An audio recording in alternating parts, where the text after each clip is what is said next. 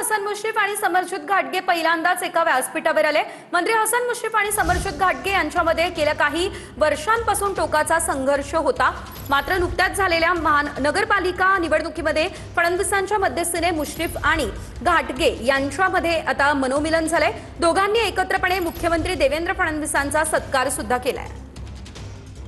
मुख्यमंत्री महोदयांचं मुख्यमंत्री म्हणून बऱ्याच लोकांनी स्वागत केलेलं आहे, पण मी इथं आज हे त्यांना फक्त मुख्यमंत्री बरोबर माझे थोरले बंधू आज 2019 नंतर सभेला कागलला येतात, हे माझ्यासाठी सौभाग्याची गोष्ट आहे।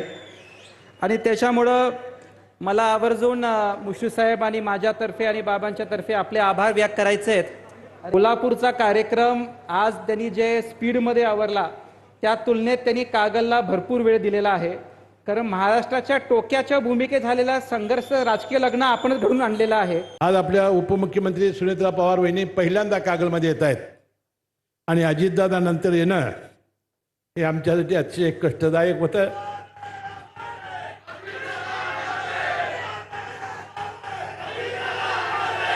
साहेब, तुमचं आज आम्ही स्वागत केलं आणि तुम्हाला अपेक्षित असलेलं राजकारण समाजकारण आम्ही घडवून दाखवू, मला विश्वास मी या निमित्ताने व्यक्त करतो। आणि बहिणी, मी तुमचा मनपूर्वक आभारी आहे।